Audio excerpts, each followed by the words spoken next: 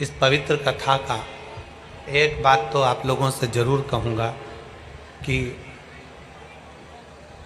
लाखों की जनता है, लाखों की भीड़ है, पंडाल के अंदर पंडाल के बाहर सब दूर भक्त बैठे हैं।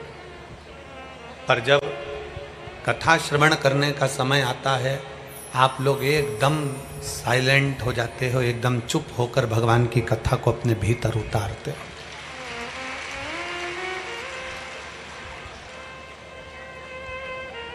और यही शुभ भक्ति है।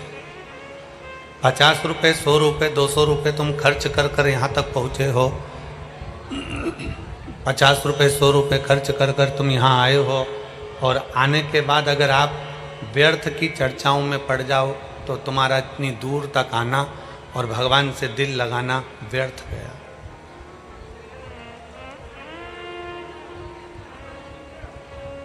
शिव को कहीं पर भी बैठकर, शंकर को कहीं पर भी जाकर, भगवान शंकर का कहीं पर भी बैठकर भजन कर कर शिव को प्राप्त कर सकते हैं।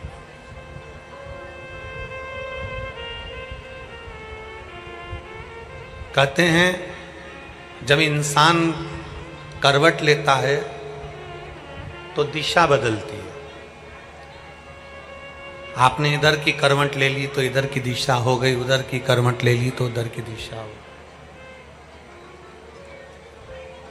आप इधर की ओर मुख कर कर सोए, इधर की दिशा हो गई। आप उधर मुख कर कर सोए तो उधर की दिशा हो गई। इंसान करवट बदलता है तो केवल दिशा बदलती है, और भोले बाबा की जब कृपा होती है, शिव महापुराण की कथा जब हम श्रवण करते हैं, पंडाल में बैठकर कथा सुनते हैं, या टीवी के माध्यम से या मोबाइल के माध्यम से भगवान शंकर की कथा को अपने भीतर उतारते हैं, इंसान कर्मठ बदलता है तो दिशा बदलती है। और शिव महापुराण के बाद जब वक्त कर्मठ बदलता है तो आदमी की दशा बदल जाती है।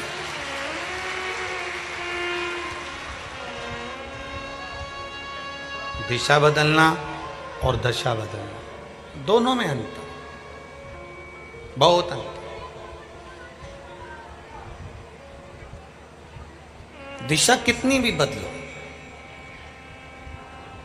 कभी इधर का मकान तोड़कर इधर बना लो, कभी दुकान तोड़कर उधर बना लो, कभी गाड़ी की दिशा इधर कर लो, कभी मुख की दिशा उधर कर लो, कभी सोने की दिशा इधर कर लो, कभी हमारा पलंग इधर कर लो, कभी सोफा उधर कर लो। दिशा कितनी भी बदल लो, दिशा बदलना मुख्य नहीं है।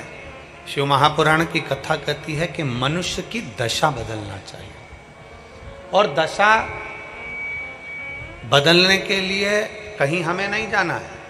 दशा बदलने के लिए केवल 2 कार्य करना है। एक, अपनी मेहनत 4 गुनी करना है, और दूसरा, भोले बाबा को 1 लोटा जल चढ़ाना प्रारंभ करना है। दशा बदल गई, कर्मठ बदली, दिशा बदल गई। मनुष्य कर्मठ बदला तो दिशा बदली है, और वक्त कर्मठ बदला है तो दशा बदली। आपकी भक्ति, आपका विश्वास, आपकी दृढ़ता, आपका भरोसा हमारे वक्त को बदल देता है, दशा को बदल देता है। और मेरी जीजियों से और मेरे जीजाओं से निवेदन है, एक बात याद रखिएगा, अपने भीतर उतार कर रखिएगा। आज शरद पूर्णिमा है, कार्तिक का महीना प्रारंभ हो जाएगा, कार्तिक पूर्णिमा तक चलेगा। तुमको अगर लग रहा है कि मेरे दशा नहीं बदल रही, मैंने दिशा बदल कर देख लिया, मैंने घर का रुख बदल कर देख लिया, दुकान बदल कर देख ली, सब कुछ बदल कर देख लिया, आज साउंड सेट नहीं है, तुमने घर का फर्नीचर बदल कर देख लिया, सब कुछ बदल कर देख लिया, तो अब 1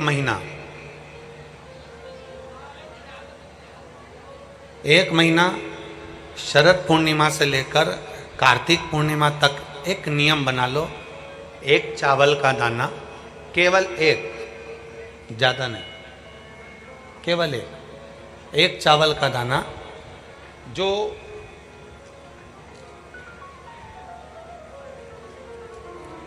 अशोक सुंदरी वाली जो जगह है सामने, एक चावल का दाना जो अशोक सुंदरी वाली जगह है, बस उस पर एक चावल का दाना चढ़ाने का एक नियम आप बना लीजिए। शिव मंदिर जाते हो आप लोग? कौन कौन जाता है? जरा हाथ उठाओ सभी लोग।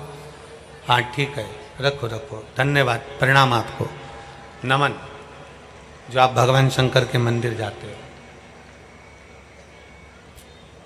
बहुत जरूरी है शिव के मंदिर जाना, भगवान के मंदिर जाना।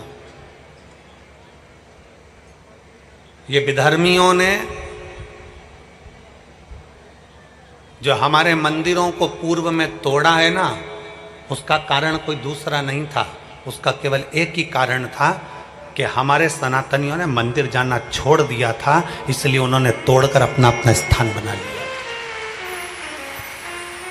अगर सनातनी मंदिर जाता रहता, आप मंदिर की देहली चढ़ते रहते, रोज मंदिर में एकाग्रित होते रहते, मंदिर में इकट्ठे होते रहते, तो किसी के बाप की हिम्मत नहीं थी कि मंदिर की ओर आंख उठाकर भी देख ले। शिव महापुराण की कथा केवल एक ही काम करती है कि रोज मंदिर जाओ।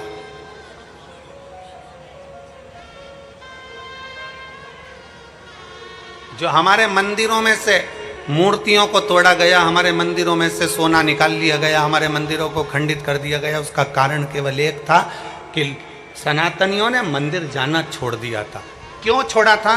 क्योंकि इन विधर्मियों ने ऐसी चाल चल दी थी कि मंदिर मत जाया करो, भगवान नहीं है, देवता नहीं है, भगवान नहीं है, भगवान नहीं है, और लोगों ने अपनी चाल चल चल कर तुम्हें मंदिर से दूर कर दिया और उन्होंने मंदिर पर कब्जा कर लिया।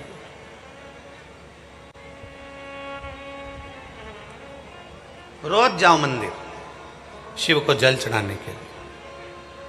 तेरे मंदिर में आना मेरा काम है और मेरी बिगड़ी बनाना तेरा काम। कभी तो सुनेगा।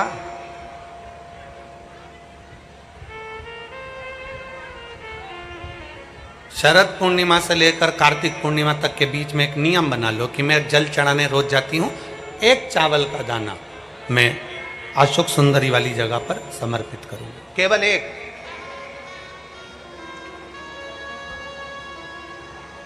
चावल का दाना समर्पित कब करना है? जब आपका शंकर भगवान पे जल समर्पित हो जाए, शिव जी पर जल आप चढ़ा लो। चढ़ाने के बाद वो चावल का दाना जो आप अपनी पल्लू में बांध के लाई हो, या गठरिया में बांध कर लाई हो, या जो जैसे भी भाव से आप लेकर आई हो, डलिया में, पल्लू में, जैसे आप लाए वो चावल का दाना बांध।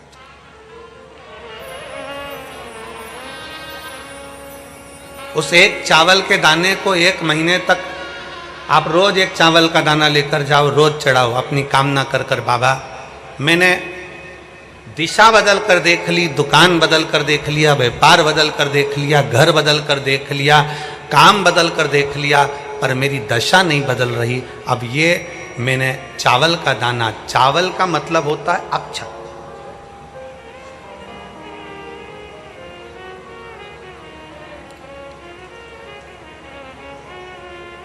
सबसे पहला अक्षता,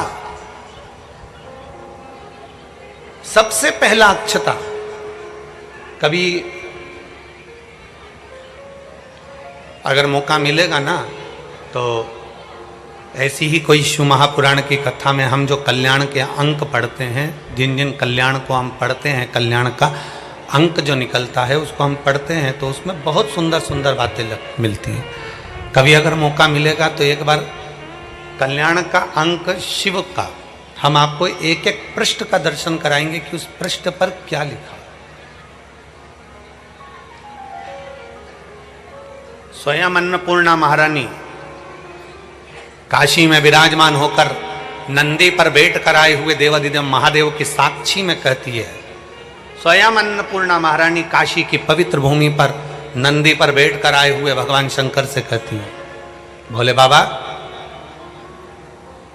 हे शिव, हे शंकर, हे विश्वनाथ, विश्व का भरण पोषण करने वाले हे विश्वनाथ, मैं आपको क्या दूं?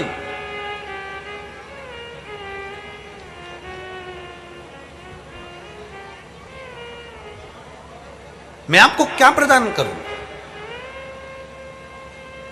अन्नपूर्णा महारानी कहती है कि मैं आपको क्या दूं जिससे संपूर्ण ब्रह्मांड का कल्याण हो जाए और आपकी कृपा दृष्टि मुझ पर हो जाए और मेरी भी दशा बदल जाए। मैं आपको क्या दूं?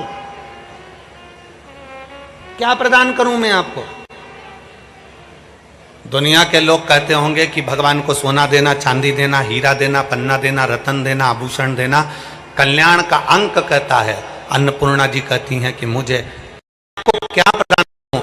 भगवान शंकर मुस्कुरा कर कहते हैं, अन्नपूर्णे केवल एक अक्षता तुम मुझे देती है तो मैं तुझे तेरी दशा भी बदल सकता हूं और तेरी दिशा भी बदल सकता हूं और तुझे अन्नपूर्णा माता के स्वरूप में पुजवा भी सकता हूं। एक अक्षत का दाना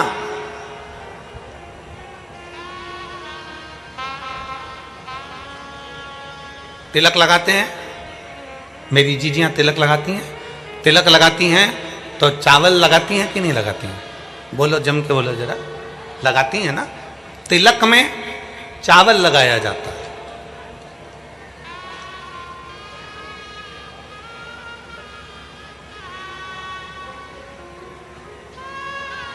चावल का मतलब क्या होता है?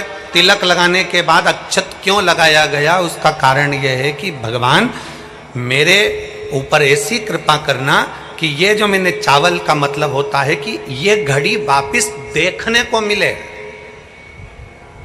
आज मैं अगर यजमान बना हूं, आज अगर मैंने आज पूजन करी है, आराधना करी है, यज्ञ करा है, अनुष्ठान करा है, देवी जी की प्राण प्रतिष्ठा करी है, मैंने कोई हवन करा है, पंडित जी ने तिलक लगाया, चावल लगाया। चावल का मतलब है कि ये बार बार जजमान बनता रहे, ये बार बार ऐसी कृपा भगवान करे कि इसके ऊपर ऐसी करुणा हो कि ये बार बार कथा कराते रहे, ये बार बार यज्ञ कराते रहे, ये बार बार अनुष्ठान कराते रहे। अक्षत का मतलब पुनरावृत्ति, बार बार हो।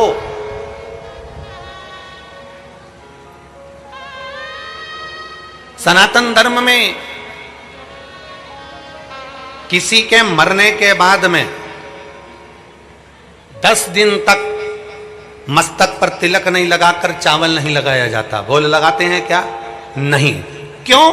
क्योंकि हमारा सनातन धर्म कहता है कि ये जो घटना घट गई, अब भगवान इस घटना के बाद दूसरी घटना ना घटा है, इसलिए चावल का प्रयोग ही नहीं, अक्षत का प्रयोग ही नहीं। मस्तक पर तिलक के बाद फिर चावल नहीं।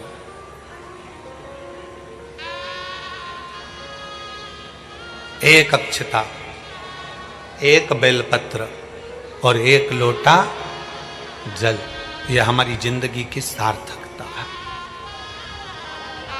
एक अक्षत, एक बेलपत्र, एक लोटा जल, यह हमारी जिंदगी की सार्थकता है। शिव महापुराण की कथा कहती है, शरद पूर्णिमा से लेकर कार्तिक पूर्णिमा तक एक चावल का दाना अशोक सुंदरी वाली जगह, अशोक सुंदरी की जगह मालूम है ना सबको? सबको स्मरण में है? अशोक सुंदरी वाली जगह पर वो चावल का दाना कब चढ़ाना है? जब हम भगवान शंकर को जल समर्पित कर दें। जल समर्पित करा, अपने घर की ओर आ रहे हैं, उसके पहले चावल का दाना अपनी पल्लू में से खोल कर निकाला, चढ़ाया, भगवान को प्रणाम करा। बाबा बहुत कुछ कर कर देख लिया पर दशा नहीं बदली, और मैंने तेरे ही भरोसे बाबा, तेरे ही भरोसे हवा बिच उड़ती जावांगी बाबा, डोर हथो छड़ना में कटी जावांगी। भोले मैं तेरी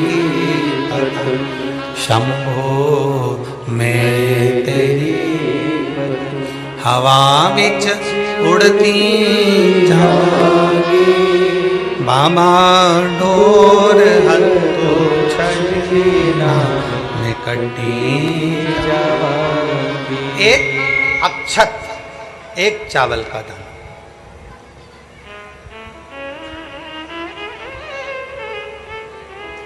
चलो जाने दो सतयुग की इस कथा को, सतयुग की इस कथा को अपन मान लो छोड़ दो, अब आ जाओ अपन द्वापर की कथा में। भागवत जी किस किसने सुनी है? हाथ उठाओ जरा। सबने सुनी है? भागवत जी में एक चरित्र आता है, भगवान कृष्ण के एक परम मित्र थे जिनका नाम सुदामा था। गुलाब जामुन लेकर गया था वो भगवान द्वारकाधीश के पास। इमरती, समोसा, कचौड़ी, पूड़ी, भजिया, सब्जी, तरकारी, फूल, दुर्वा, बेलपत्र कुछ लेकर गया? नहीं गया। द्वारकाधीश के चरणों में क्या लेकर गया था? दुनिया के लोगों ने कहा कि एक मुट्ठी चावल से, 2 मुष्टिक चावल से भगवान ने 3 लोक का राज्य दे दिया। अरे वो तो 3 मुष्टिक चावल था। सुदामा यदि एक दाना भी चावल द्वारकाधीश के पास ले जाता तो द्वारकाधीश भंडार भर देते, तो द्वारकाधीश भंडार भर देते। वो तो चावल का एक दाना भी अगर लेकर पहुंचता तो वो भंडार भर देते। एक दाना चावल भी बहुता में हो जाता। बहुत।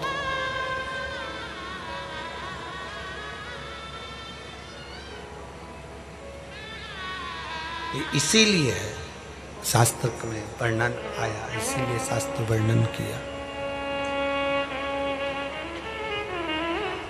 राधा जितनी रोई कान्हा के लिए, कन्हैया उतना उतना रोया है सुदामा के लिए।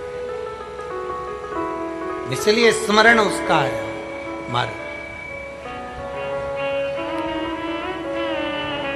उनकी स्मरण चित्त में, उनकी भक्ति में, उनकी विरल भक्ति में शिव तत्व की प्राप्ति हो। एक चावल का दाना भी भगवान शंकर के विरल भक्ति को प्रणाम। एक चावल का दाना भी भगवान शिव की भक्ति का सुख प्रदान कर देता है। एक चावल का दाना। और राधा जितनी रोई रोई कान्हा के लिए, राधा जितनी रोई रोई कान्हा के लिए, कन्हैया उतना रोया रोया सुदामा के लिए। कन्हैया उतना रोया रोया सुदामा के लिए।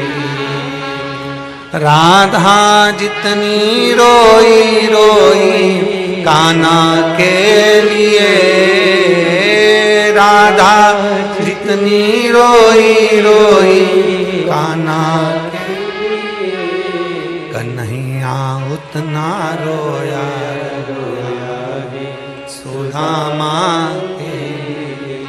कन्हैया उतना रोया रोया सुदामा के लिए। एक चावल का दाना, हम सतयुग की बात करें तो ये अन्नपूर्णा और मां अन्नपूर्णा और भगवान शिव विश्वनाथ का चरित्र पढ़ रहे हैं। और अगर हम द्वापर की बात करें तो द्वापर की चर्चा में, द्वापर की बात में भगवान कृष्ण और सुदामा का चरित्र वर्णन कर रहे हैं।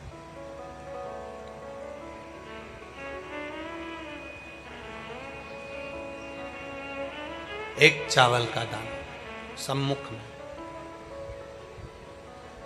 क्या करेगा? अक्षत चावल का एक दाना क्या करेगा? क्या कर सकता है?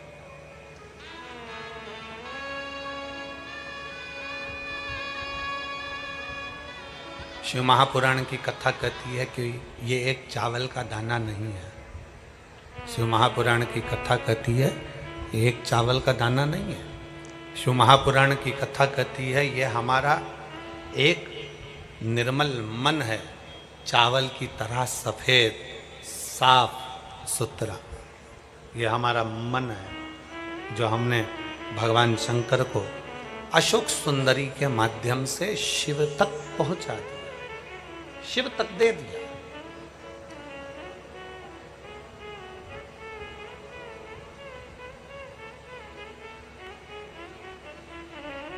शरद पूर्णिमा से कार्तिक पूर्णिमा तक कुबेरेश्वर धाम पर लोग आते हैं। पूरा एक महीना जब जिसको समय मिलता है वो पहुंचता है और बाबा के दरवाजे पर दीप लगा कर आता है। कुबेर भंडारी के यहाँ दिया जला कर आता है। क्यों? एक विश्वास के बल पर, एक भरोसे के बल पर। और अगर हमारा विश्वास, हमारा भरोसा, अभी हम कल जा रहे थे तो यहाँ से वो फिरोजाबाद के लिए पुल के नीचे से निकलते हैं तो वहाँ ऐसा हाथ जोड़ा हुआ है, एक चौराया बना हुआ है, ऐसा हाथ जोड़ा हुआ। उस चौराहे पर एक ऑटो आगे आगे चल रहा था। ऑटो के पीछे लिखा हुआ था, कद बढ़ाने के लिए संपर्क करें। पढ़ा है आप लोगों ने? अरे बोलो तो सही, पढ़ा? ऑटो के पीछे लिखा था, कद बढ़ाने के लिए संपर्क करें। आज हम भी आपसे कहते हैं, कदम बढ़ाने के लिए हमसे संपर्क करें।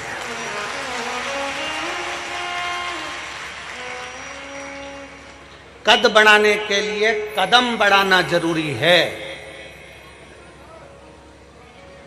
बढ़ते रहोगे, आगे चलते रहोगे, मंजिल तक अगर पहुंच गए तो हाइट से भी छोटे रह गए ना तो भी लोग तुम्हें सलाम ठोकेंगे।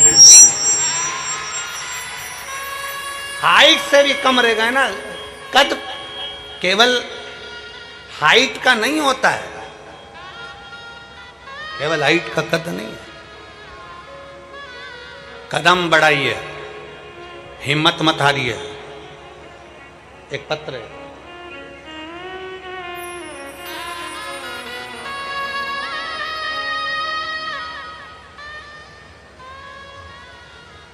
मैं सपना कुमारी, निवासी जरोती खुर्द की रहने वाली हूँ, जिला फिरोजाबाद। कहीं बैठी हो तो हाथ हिला सकती हैं। जरोती खुर्द फिरोजाबाद की रहने वाली हूँ।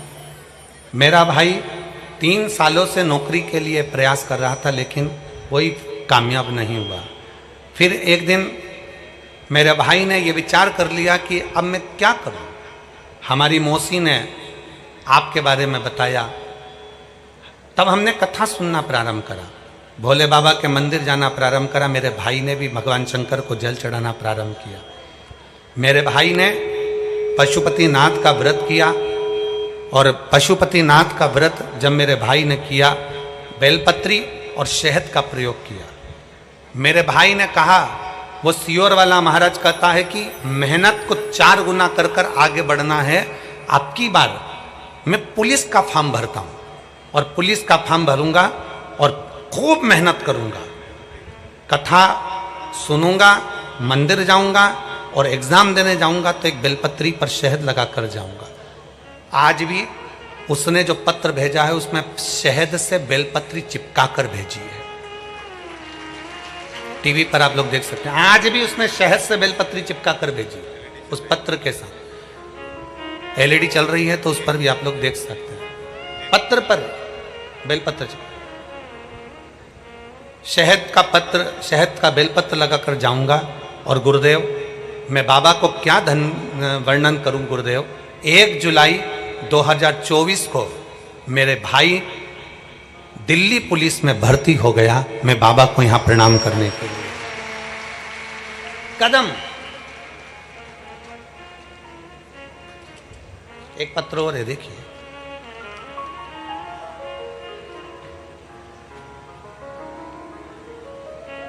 मेरा नाम भारती भरद्वाज है। जिन्होंने ये पत्र लिखा था, अगर वो बैठी हो, सपना कुमारी जी, जरोती खुर्द की रहने वाली हैं, फिरोजाबाद की, आ सकती हैं एक बेलपत्र लेने के लिए। एक भारती भरद्वाज, फिरोजाबाद की निवासी हूँ, कहीं बैठी हो, आप ही हैं, आ जाइए, एक बेलपत्र ले आ जाओ।